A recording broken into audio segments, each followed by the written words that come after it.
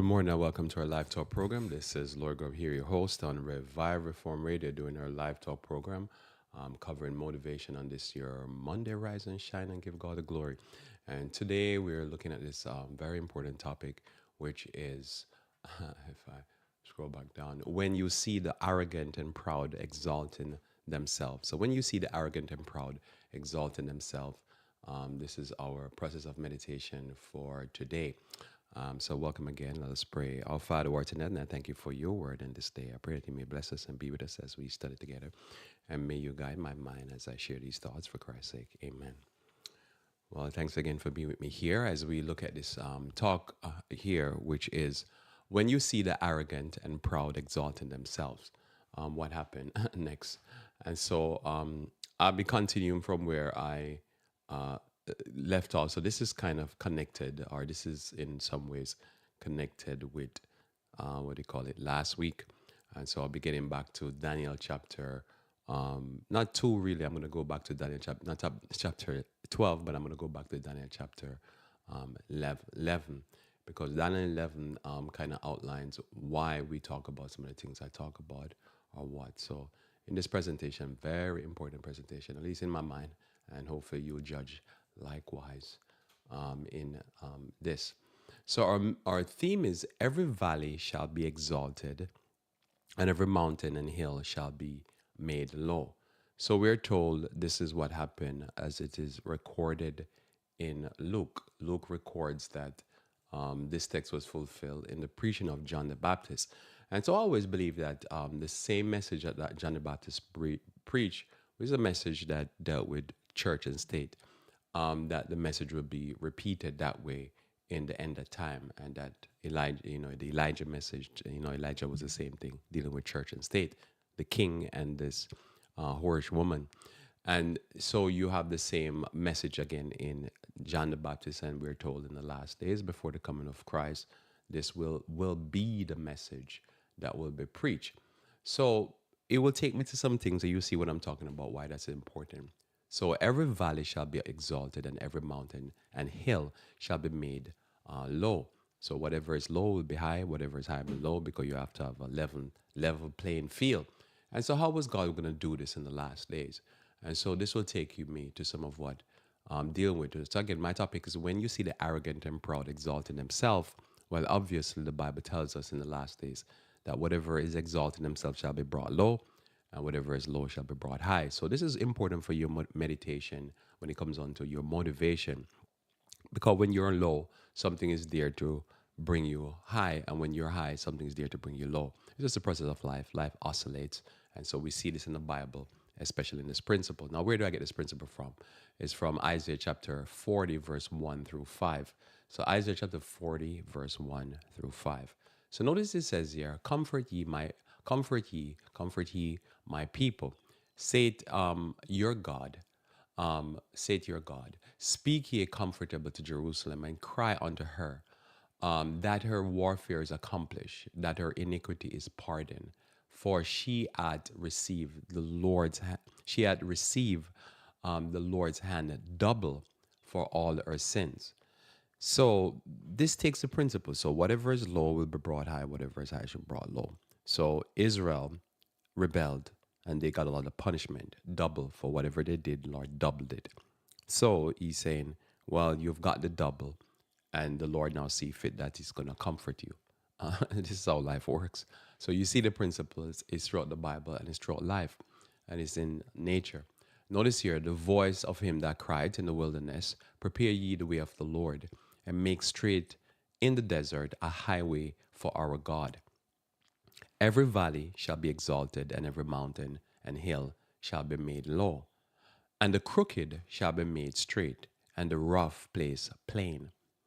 And the glory of the Lord shall be revealed, and all flesh shall see it together. For the mouth of the Lord hath spoken it. So very powerful, right? We find this principle here in life. You find that, is the first shall be last and last shall be first. There's various different ways that is outlined in the Bible. That when you see people behaving arrogant and rude and proud and whatever, you just give it time. You just don't know how much time, but you can just call it, this going to be brought down. And so I'm going to talk to you about that concept here for what we talk about the end times. I'm going to bring it back to Daniel because Daniel is my real focus. But this text here really shows me over the years, and I'm going to explain to you in a few minutes what I'm talking about. So we'll go back to Daniel chapter 12. So Daniel chapter 12. So something precipitates Daniel chapter 12, and this is what I'm going to talk to you about. Something precipitates Daniel chapter 12. So last week I was talking about modernity and stuff like that, but it was just laying the foundation for where I'm going to go now in my way. So notice in Daniel 12, verse 1, it says, "And at that time shall Michael stand, the great prince will stand it for the children of thy people." Talking about Daniel, thy people. We clarified that yesterday, last week. "And there shall be and there shall be a time of trouble, such as never was since there was a nation, even to that same time. And at that time, thy people shall be delivered, every one that shall be found written in the book." So there's a book, and it's called the Book of Life, and God has people name written there who shall be saved. So at this point, they're not dead, but they are alive, and there is something happening that is outlined in Daniel chapter 11. And whatever is happening in Daniel 11, the Bible tells us in Daniel 12, outlines and predicts us that whatever precipitates Daniel 12, verse 1, caused Michael to stand to deliver God's people. God's people are in trouble. We will link that to Revelation 13, as you know. So there is a sequence of events for over the years that I've been studying that's in Daniel 11. And, I've had presentation both here and over the more than a decade now. I've been preaching this and studying this for way over a decade.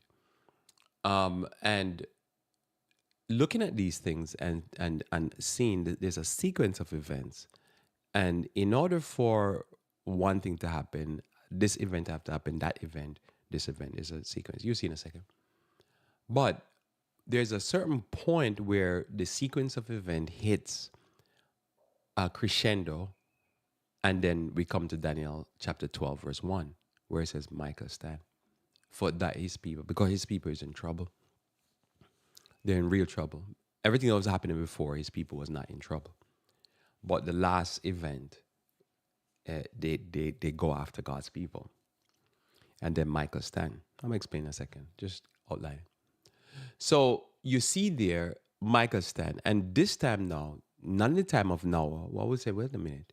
In the time of Noah, it had to be worse. And Lord says here, no. Not in the time of Egypt. Well, we know that Egypt, they are the plagues. The Lord said, no, that's not going to be the worst. Fascinating.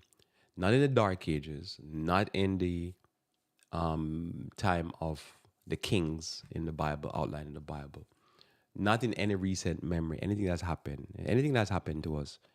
The biggest thing that's happened to us was pestilent 19. We have not seen anything yet. He's saying that what he's going to do to deliver his people is outlined, as we call it, the 7 last plagues. It's going to be rough. And the beatdown is going to be, we've never seen anything like this before. That's what we're told. But God's people are in trouble. Now, what's causing God's people to be in trouble that would cause our great high priest to act like this? He who suffer at the hands of the Jews and the Romans, what would cause him to this time step in and start, and they say, having out whipping? So notice here, and many, verse 2, and it says in Daniel 12, verse 2, "And many of them that sleep in the dust of the earth shall awake, some to everlasting life, and some to shame and everlasting contempt. And they that be wise shall shine as the brightness of the firmament, and they that turn many to righteousness as the stars forever and ever. But thou, O Daniel, shut up the words and seal the book." So the book is sealed. Okay, understand it. Even to the time of the end. So we're supposed to understand Daniel chapter 12, Daniel chapter 11, verse 40 onward to the time of the end. I'll tell you why in a second. "Many shall run to and fro, and knowledge shall be increased. Knowledge of what? I was covering that last week. And I heard, but I understood not. Then said I, O my Lord, verse 8 now, O my Lord, what shall be the end of these things? And he said, Go thy way, Daniel, for the words are closed up and sealed till the time of the end. Many shall be purified and made white and tried, but the wicked shall do wickedly, and none of the wicked shall understand, but the wise shall understand.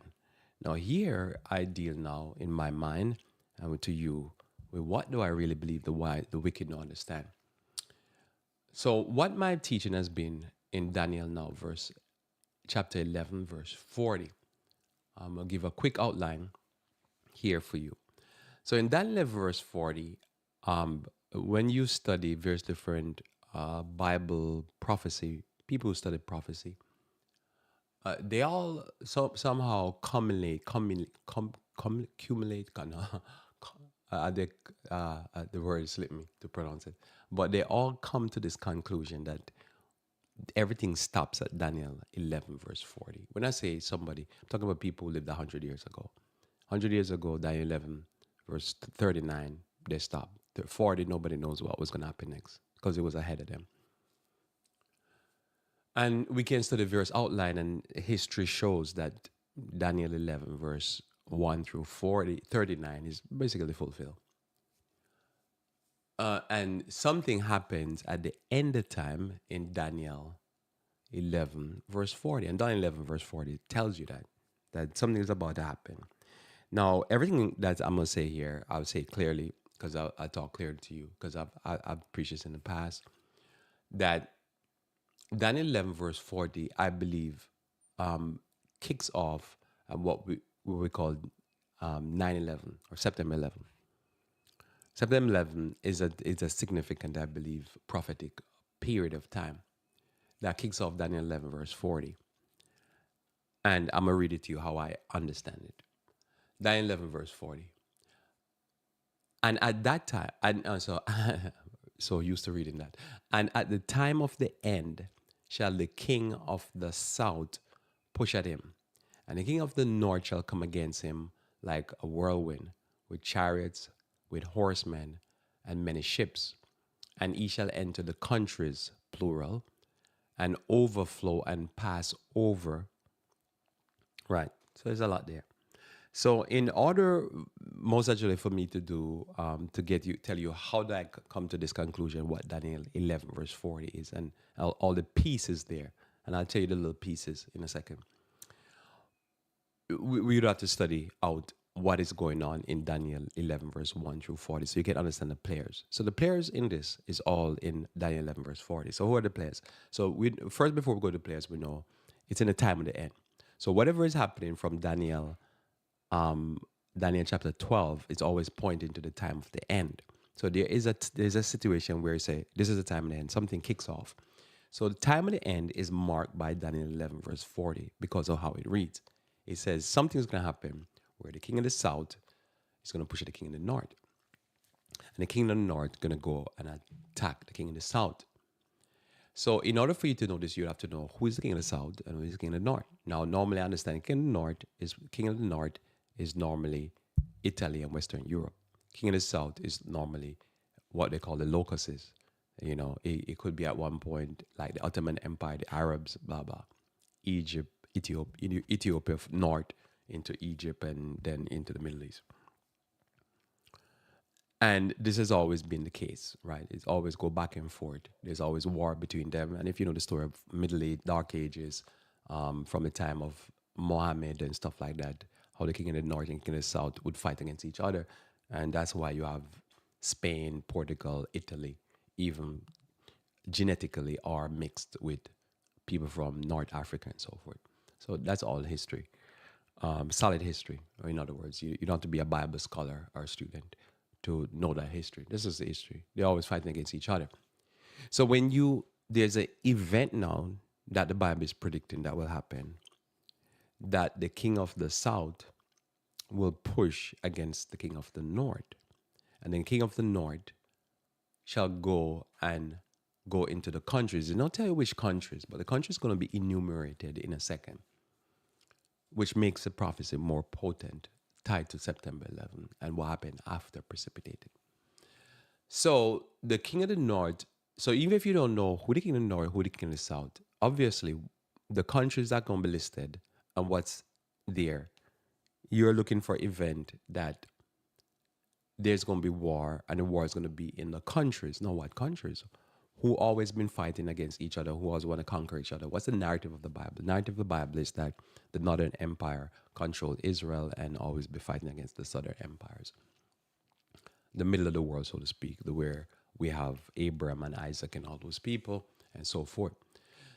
So we see there something. So there's a north and south divide, right? And if you think about Daniel when he's writing, you can get this idea. If you look at the map geographically, you could see how it lines up, where you have, if you say, what's the middle of the world?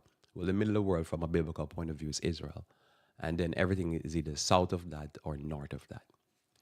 All right. Now, why do I take what happened in September 11 as fulfilling Daniel 11? Primarily because I wanted to see who was going to fight. And normally, I remember when I was younger and I saw this, they said it was a coalition of the willing. And you say, who's the coalition of the willing? Who was fighting against the people they always fight? As I said, they've been fighting like each other from in the dark ages. And they always attack each other and so forth. And one attack each other. They always go back and forth. So when September 11 kicked off, they made it very clear that it was the coalition of the willing, and then there was these things that Bush called the axis of evil. So I was watching all that, as I said, and I wanted to see now how the fight, fan out who is going to fight with who.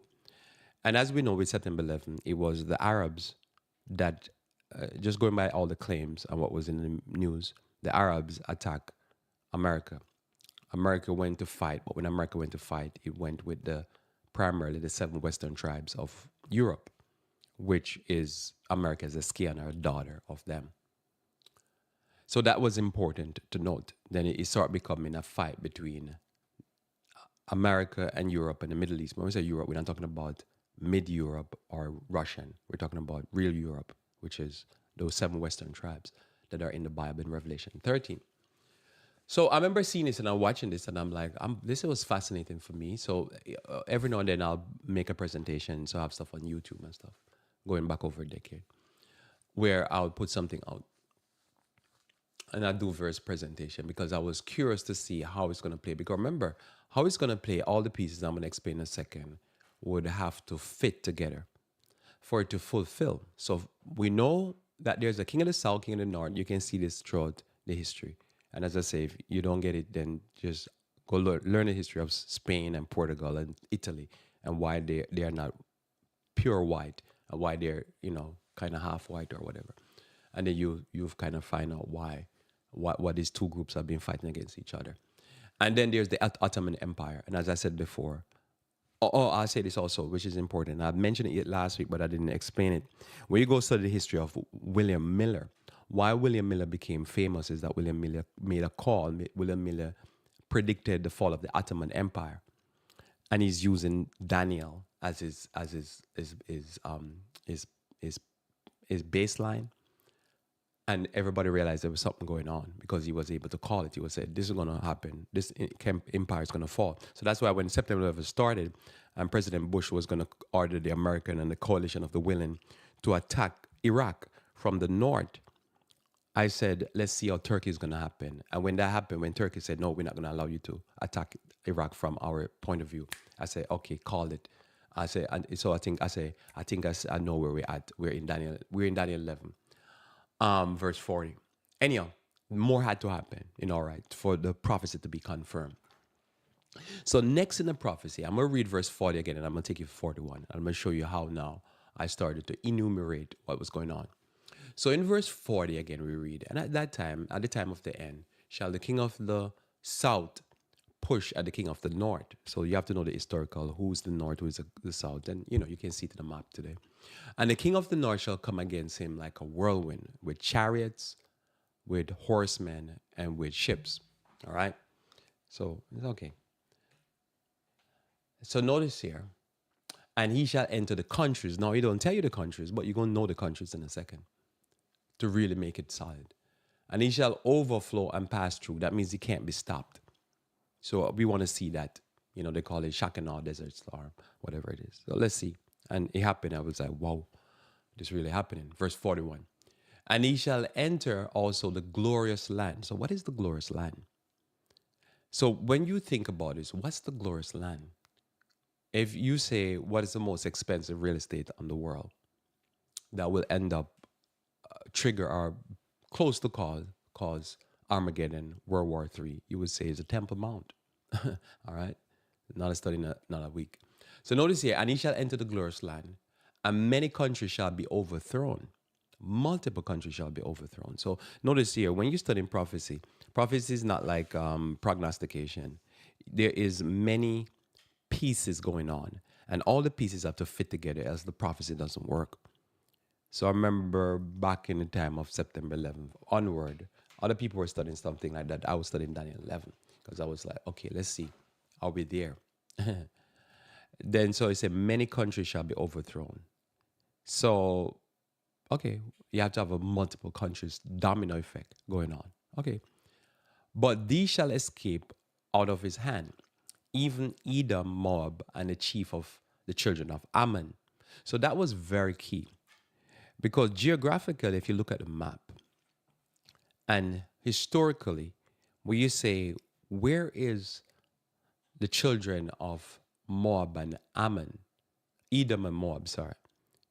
Edom, Moab, and Ammon. We would say, well, geographically, we know where Ammon Jordan is. It's in Jordan. Who are the Jordanians? Why they don't get affected? So that was curious, and it was key to me because this is key. This is probably one of the most key texts in the prophecy that one has to look. So whenever somebody push against the king of the north, we know who the king of the north is, Western Europe, and we believe America is part of that.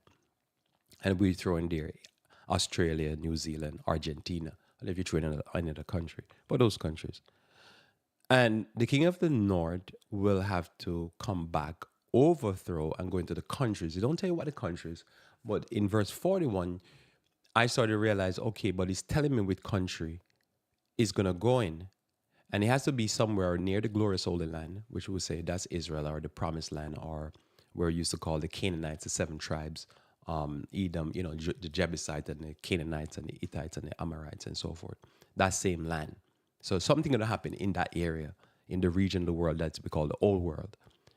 And the text is telling you that Edom, Moab, and the chief of the children of Ammon.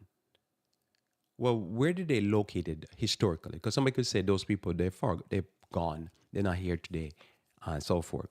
But we know geographically where they settled, and where they settled is where we would normally call the Jordanian. Who are the Jordanians? And what's the capital? The capital we could say is normally Ammon, Jordan. And if you know who is Edom and Moab, you could quickly find out that Edom and Moab is the children of Lot when Lot's daughter raped him, date raped him, drugged him, and raped him. And he said, and so they are cousins, so to speak, of the Jews.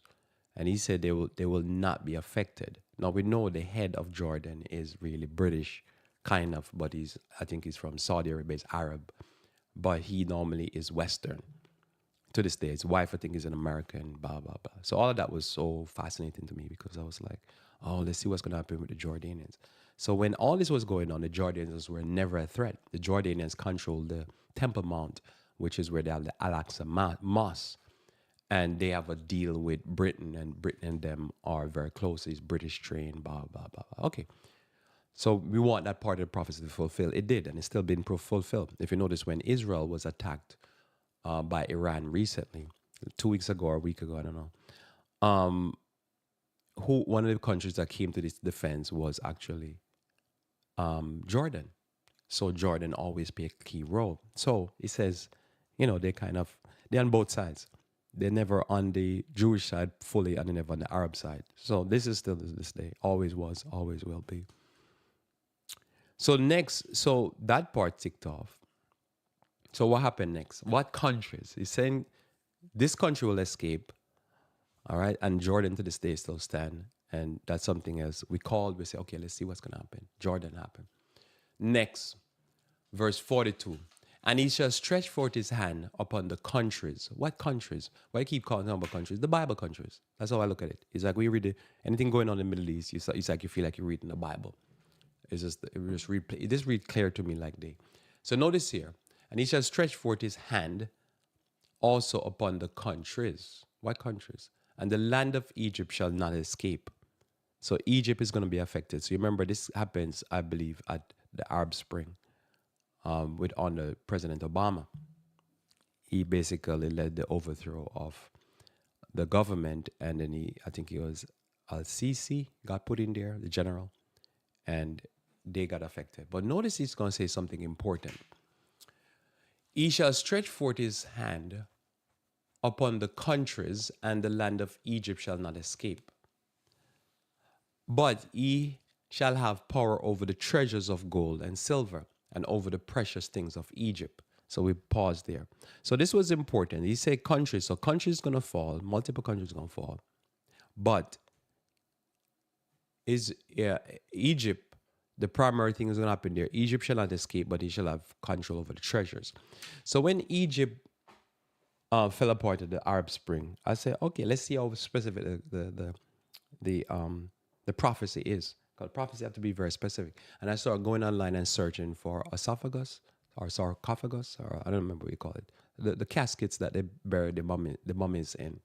And you could buy them online. They were flooded. These stuff was just being taken out to Egypt and brought to America and Europe. So I said, aha, fulfill again.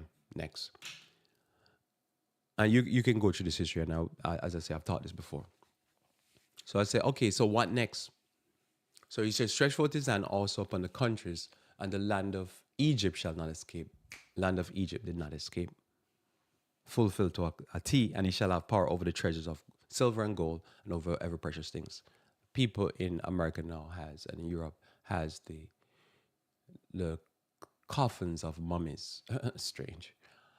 Notice now, this was the important part that I when I came to this point, I said, okay, let's see what's going to happen. So it says next. So it's a country is going to fall. Oh, so I need to clarify when I say country is going to fall. So remember, at one point, because my topic is about the arrogant and the proud. So at one point now, I remember America had done a very, to me, was one of the worst things I see after September 11. America sent Colin Powell into the UN. That's what it's called, United Nations. It is a Baal worship place. And he sent them into the UN. He sent Colin Powell into the UN, George Bush. And he said that they needed to attack Iraq. And then obviously they attacked Iraq. And then you know the story. They killed Saddam Hussein. At that point, they already gone into Afghanistan. And then they saw threatening Syria, which is important. They are Syrians. Again, Bible countries, the Bible countries. And they started saying, we're going to attack you also, which they end up attacking under Obama.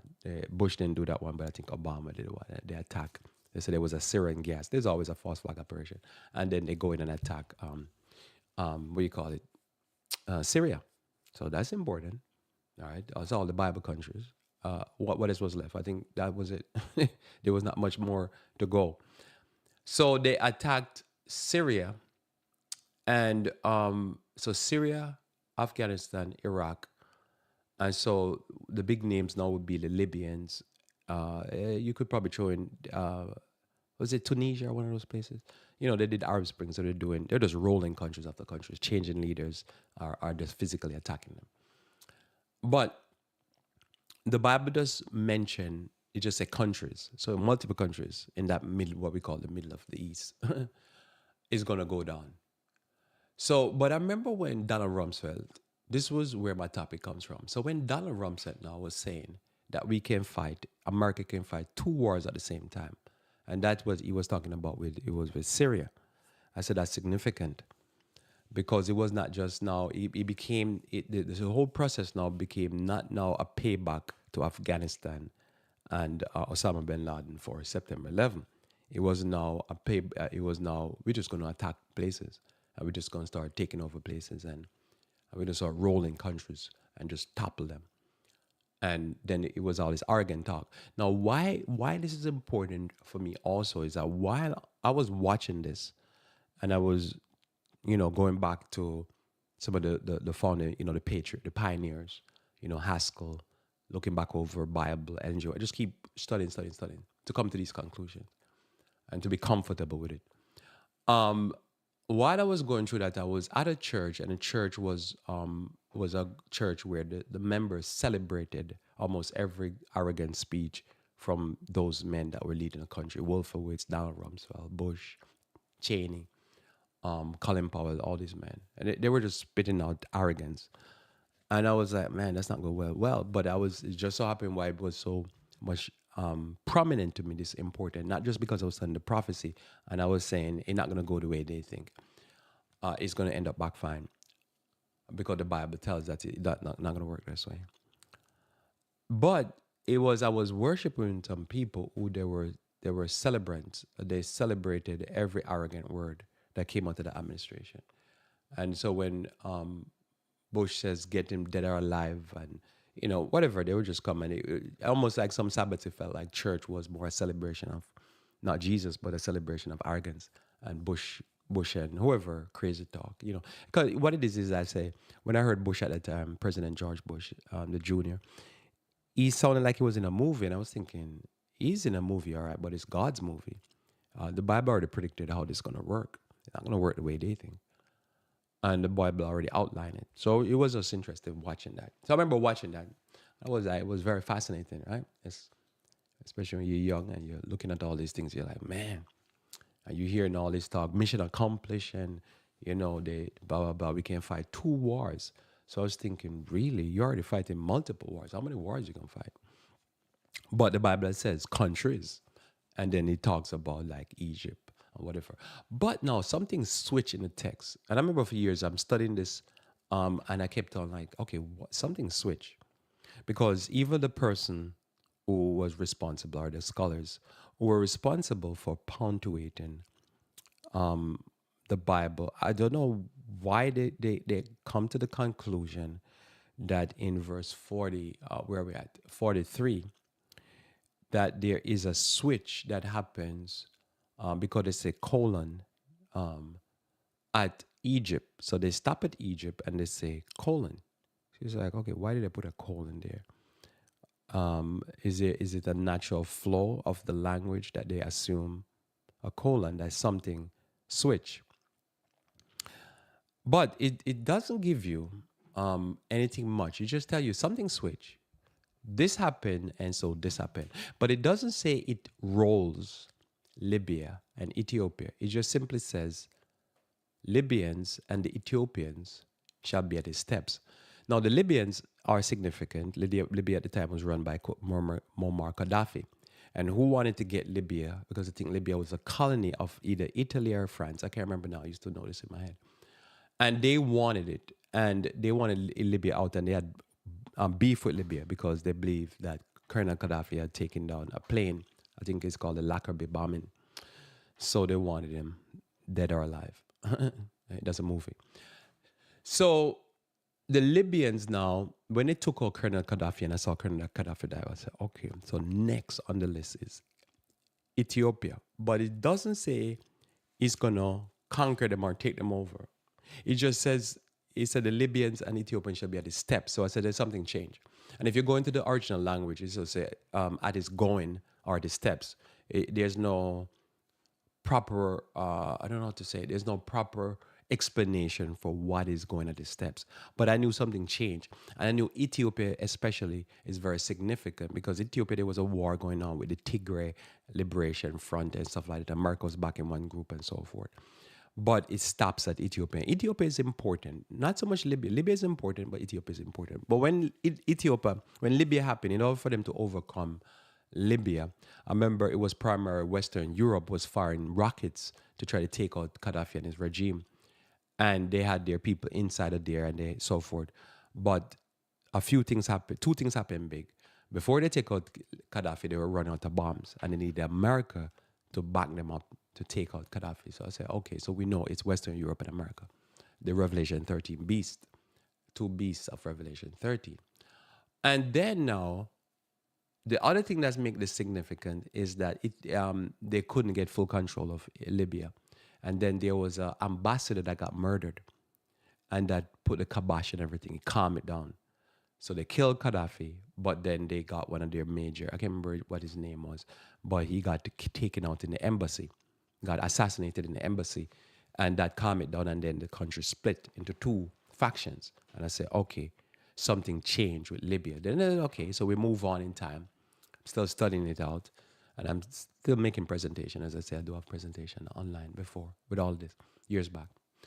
And and then now I come to Ethiopia. Now the Ethiopians are important because through the Bible, as you know, and we always says, Ethiopia has always been a stopping ground for Western Europe. If you know the history of the Dark Ages, if you know the history of Moses, when Moses fled Egypt, he went to Ethiopia. He learned from Jethro, which is a priest of the Most High God. In Ethiopia, Ethiopia always maintained their religion. Ethiopia is the country that actually Moses' wife, which was a dark-skinned lady, got married to.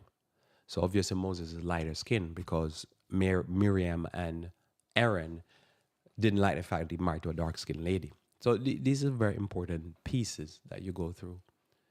And then the history of Ethiopia also is in the Dark Ages when the Pope, Western Europe, led by the Pope, wanted to run amok in the same countries. The country that stopped him and rebelled against him was actually Ethiopia. You can read the history of that in the in the Bible, in Ellen G. White's book called The Great Controversy. And you can look at the history in the world, and you can see the Ethiopians stop them again.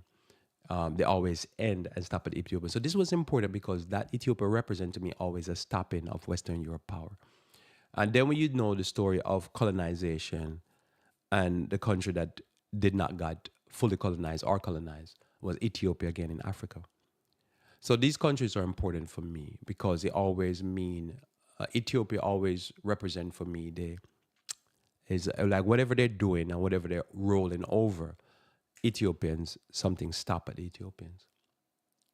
And when that happened, and they didn't get to overtake Ethiopia, Ethiopia held off. For me, that meant, wow, the prophecy is sealed. You know, like talk about the book is sealed. The prophet was sealed for me, in my mind. So that's why I can appreciate publicly. Because it was sealed. The Ethiopians stopped them again. Because if you even look at history, as I say, through African stuff, the Ethiopians maintained their freedom.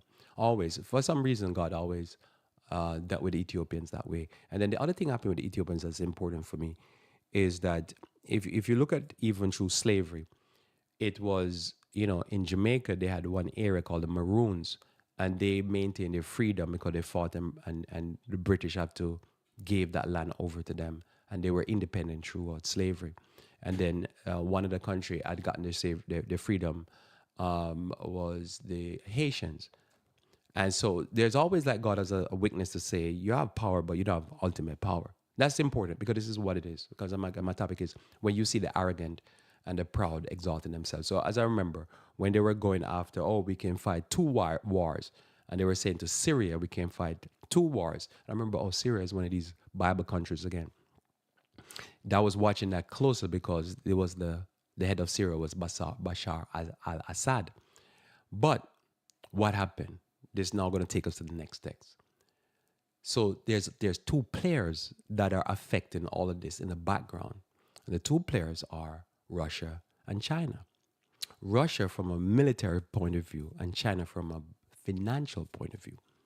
So when you hear the current administration and any current administration going to power and they have a problem with Russia and China, is because when a country is being rolled over by Western Europe, they have to have militarily and they have to have financial support as embargoes will cripple them. Like what's going on with Iran. The reason why Iran still function is not just because they're genius, it's because Russia and China. So that was significant for me, and that is now I'm almost up to present date how I look at it.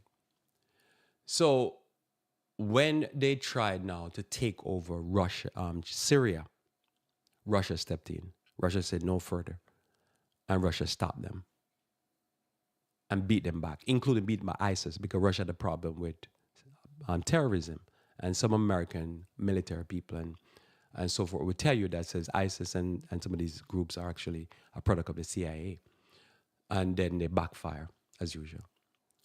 So important, Syria, Ethiopia, very important to watch. And I remember watching this, and I wanted to watch what happened with Libya. You could just say Libya is a colon, Libya is at a step.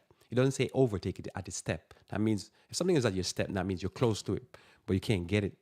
And they couldn't get Ethiopia again. I say Ethiopia again. Fascinating. So the Ethiopian shall be at the steps. But notice this now. This has been what I've been preaching. This is me now, current, and for the last how many years. But tidings, plural, out of the east and out of the north shall trouble him.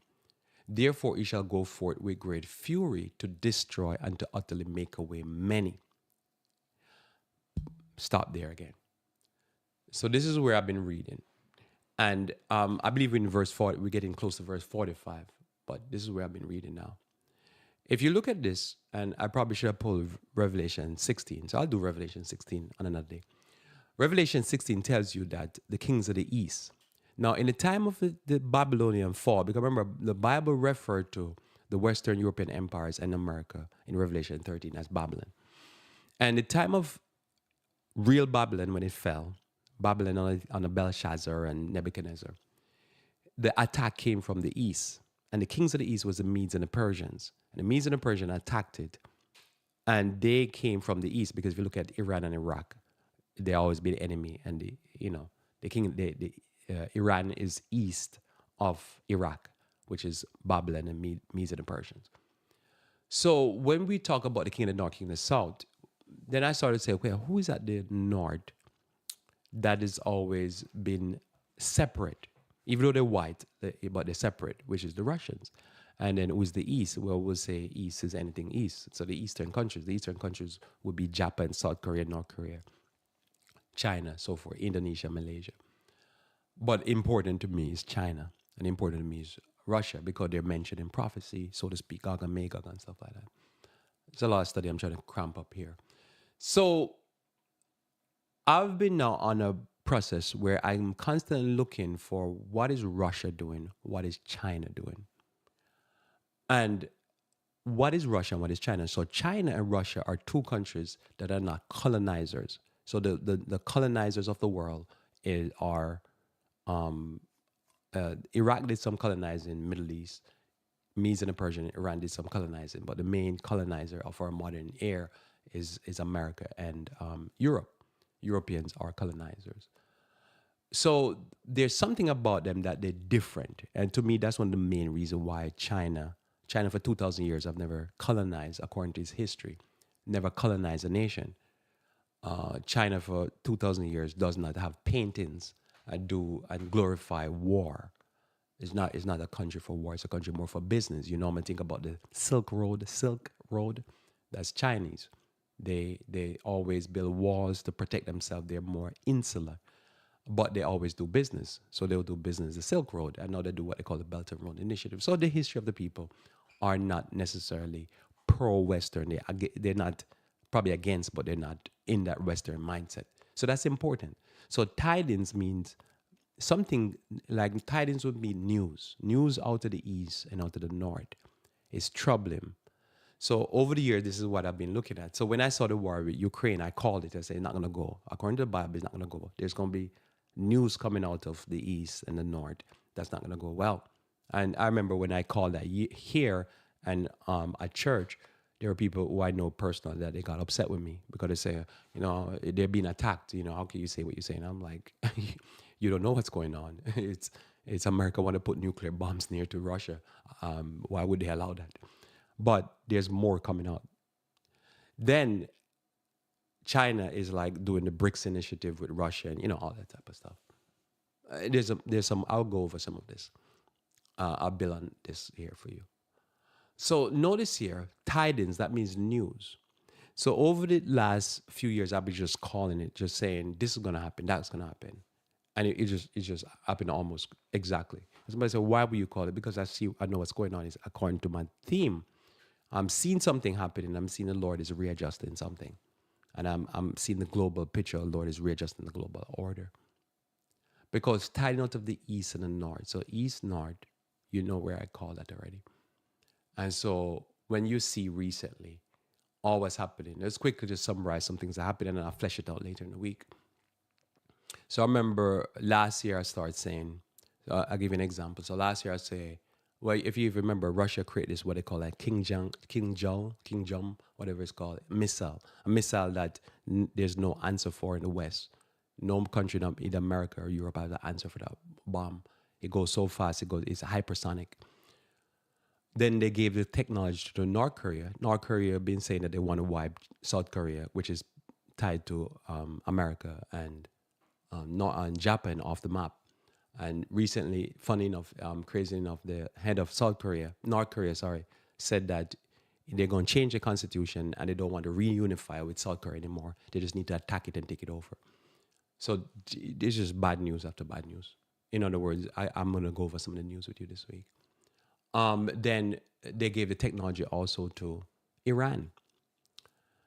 And that's important. So there's just news after news. I remember last year I said, Biden's doing a chip act. I say, he's doing a chip act, but you just need, there's people right now in labs working to try to build a better computer chip. And then I call it, as from last year I've been saying, listen, there's going to be a better computer chip. And then all of a sudden, Taiwan Semiconductor, SMCI, I can't remember what the name of that company. And then even NVIDIA came up with better chips. And the chip game is going to keep ramping up. Just to level the playing field, go back to my theme. We'll get back there in a second. So the next thing that happened because of that, because remember, China to the east and to the north, as I say, Russia militarily stopped the advance of Western Europe and America in Syria. And Syrian president is still alive. Egypt stopped the advance. Okay. So we go now to verse, because I say I'm going to flesh out more here with you. I'm going to show you some of the news. So we go to verse 45. So verse 45 is important. So verse 45 is one of the biggest call that I've been making. In verse 45, I've said, and I'll say it here again. I'll read it for you. And he shall plant his tabernacles, plural, of his palace, between the seas, plural, in the glorious holy mountain. Yet he shall come to his end, and none shall help him. So this has been 45 that I've been saying. So what I've been saying over a decade now is that I believe that something, I was saying then, as I say, it's online. I'll have to pull that video so I can play it, because somebody could say, what are you saying? I've been calling it for over a decade, way before all this came to. I say 45 telling me that America, primarily, something's going to happen to pull America into the Middle East again, even though they pull out because they left Afghanistan, they more or less left Iraq. They're kind of still in northern Syria, taking oil. But something's going to happen to pull them back in, and it's going to have to do with Israel. And that's what I've been preaching.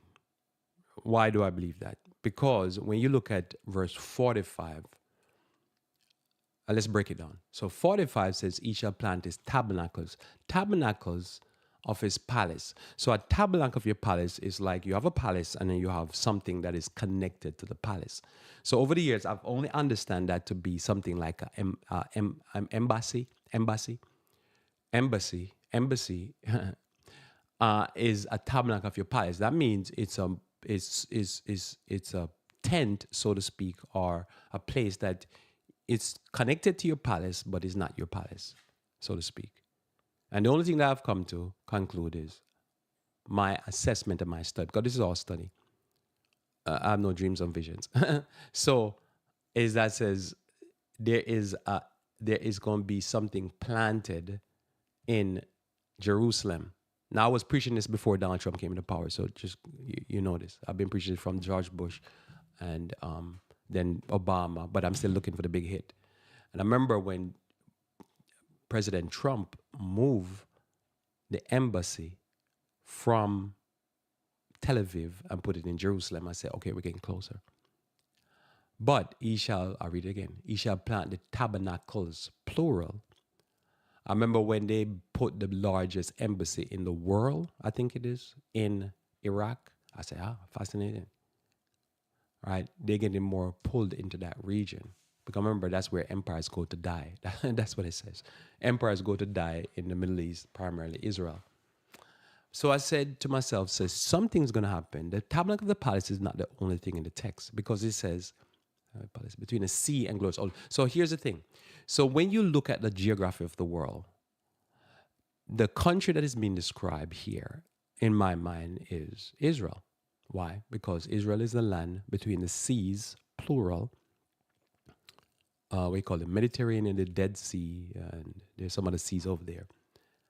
And it's in between the seas and the glorious holy mountain. The only glorious holy mountain we know in the Bible is Jerusalem. And the tabernacle of the palaces have to be the control that is outside. That's why if you attack an embassy, you're attacking the nation. Somebody said, but it's in a foreign country. Yeah, but it's viewed as sovereign. And the country has to defend it. This is the story with what's going on with Iran and Israel. So I always say, now, this is what I've been preaching, that something's going to happen to drag America back to the Middle East and drag them primarily to defend Israel. That's been what I've been saying. So there you have it. That's a big one, just in case I don't want you miss it. So I don't know. If it doesn't happen, then you can say I made a mistake. But so far, everything has happened the way I read the text. The text is, in other words, I am just reading text and try to understand what the text is saying. So it says, in the time of the end, this that shall happen. One of the big things that happen is that something I've been saying is going to pull America back, especially to Israel, right? But notice it becomes the end of the America. It becomes the end of Europe. Somebody said, where you get that from? Right there, it's in the text. The king of the north basically dies in that environment, which we will believe goes to Revelation 16, which is the Battle of Armageddon. Now, somebody say, now, are we preparing for the Battle of Armageddon? Yes, 100%. Why? Because when you look at it, all major military powers are being concentrated in that geographical location because this is where empires die. That's just a fact. That's been the history. There's something about that place that empires die in that location. So there we have it. Before I try to wrap up here, he shall plant his tabernacles of his palaces. So last year, I remember now talking about from summer last year. There's a video you can see on YouTube where in the war in Ukraine, America brought in a lot of what they call the Patriot battle system, battery system, or the Patriot missile system. So it's probably the most advanced missile system to defend the skies, anti-aircraft, anti-whatever, anti-ballistic bomb or bombs or what, I don't know what it is. So you look it up. So last year summer, I was watching the news and I saw that there was an attack in Ukraine, and they used drones, certain bombs that they shoot off, and then the ballistic missiles and King Jam missile that Russia has. And I remember watching that, and I watched the video, and I was like shocked. I was like, wait a minute, they took out one of the Patriot systems, and I said, oh, something is wrong. They figured it out. They basically just swarm it with drones, then bombs, and then they brought in the big hammer and just hammer it. And when you see it, the thing just went, the whole thing, it was just bombs going off because they're shooting to take down what Russia was sending at them, and then it just exploded. And when it exploded, I think we're at a pivotal point.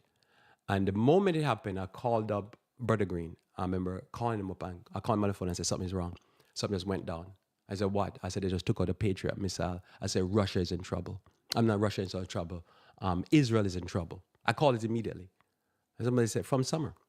Remember, Israel was attacked by Hamas, and they were planning an attack for years, but they attacked them in October 7th. From the summer, I called it. I said, they're in trouble. Somebody be like, why would an attack in Ukraine make me say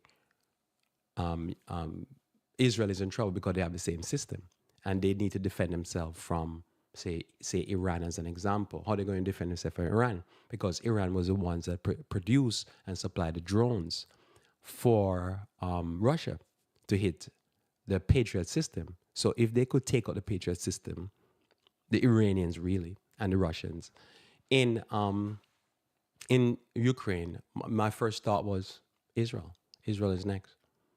So when we saw that bombing and they claim they take out 99% of all the bombs, that went through and took out a hit Israel last week it is or something. I'd call it from last summer. I say they're gonna go after Israel because Israel has the same system. The Iranians figured out, and somebody said, well, they take out 99. Well, that's the whole process. If you understand the concept is a swarm. You swarm the system. You just keep bombing it, because those bombs, they're actually guided, so they dive. So they'll going until the system is exhausted, and then they take the big hit. So I call it, and so when we saw that this weekend, I said, oh, we're here. This is what I was calling from last summer. I said, Israel is in trouble because you can swarm the system. It's just the way. So when they say 99, well, that's what it's supposed to do. You just keep sending until you deplete them, and then you go for the big hit. And when they went for the big hit, they didn't even use their hypersonic weapons that Iran has. They just use regular ballistic missiles because they just depleted the system. That's how it's supposed to work. But they just told the American people, "Oh no, it was successful," and then I'm like, "No, that's not successful. You're being ignorant. The system is supposed to work like that. It's supposed to be a swarm methodology." So when you see, so somebody say, well, what has to do with top? Listen, when you see arrogant and proud be exalting themselves, Lord said, I'll bring them down because I have to level the playing field for the last days. And when they evil go, so at the end now it says there, yet they shall come to the end and none shall help them because none can help them. Because there's a narrative going on that is beyond what we're saying. And we're going to deal with that in a week. And because of the sake of time, I will go now and read Psalms 9, verse 1. So this is not something I've been preaching for a little bit. This is preaching way over a decade. I've been looking at this from September 11. And nothing has changed. And so as I said, when I saw the tabernacle of these palaces, when I saw this and they put the embassy, where they put the embassy, I say, okay, they're preparing. Revelation 16 is on the horizon. Psalms 9, verse 1, let's read some of this to close, and then we'll get to more later on. So we've been putting out this thing here for years. And you can see we have videos online going back a while. Psalms 9, verse 1. I will praise thee, O Lord, with my whole heart. I will show forth all thy works. I will be glad and rejoice in thee. I will sing praise to thy name, O thou most high. When mine enemies are turned back, they shall fall and perish at thy presence. For thou hast maintained my right and my cause. Thou sittest in the throne of thy throne judging right. Thou hast rebuked the heathen. Thou hast destroyed the wicked. Thou hast put out their name forever and ever. O thou enemy, destructions are come to a perpetual end, and thou hast destroyed cities. Their memorial is perished with them, but the Lord shall endure forever. He had prepared his throne for judgment. He shall judge the world in righteousness. He shall minister judgment to the people in uprightness. The Lord also will be a refuge for the oppressed, a refuge in a time of trouble. And they that know thy name will put their trust in thee. For thou, Lord, hast not forsaken them that seek thee. Sing praises to the Lord, which dwell in Zion. Declare among the people his doings. When he maketh inquisition for blood, he remembered them. He forgotteth not the cry of the humble. Have mercy upon me, O Lord. Consider my trouble, which I suffer of them that hate me. Thou that liftest me up from the gates of death, that I may show forth all thy praise in the gates of the daughter of Zion. I will rejoice in thy salvation. The heathen, the heathen are sunk down in the pit that they made, in the net which they hid, for is their own feet taken. The Lord is known by the judgment which he executed. The wicked is snared in the work of his own hand. The wicked shall be turned into hell, and all nations that forget God. For the needy shall not always be forgotten. The expectation of the poor shall not perish forever.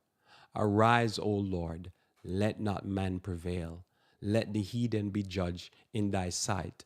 Put them in fear, O Lord, that the nations may know themselves to be but men, that the nations with their arrogance and the all proud and exalted and celebrating wickedness and war, famine and pestilence may know that they are men. Let us pray. Our Father, who art in heaven, I thank you for your word in this day. I pray, the Lord, that you may bless us and guide us, and that we might truly always walk humbly before thee. This is my prayer. In Jesus' name, amen. Well, thanks for being with me here on Revive Reform Radio. Looking forward to talking to you again live. Tomorrow we should talk about finance. Until then, I pray that you may continue to walk with the King.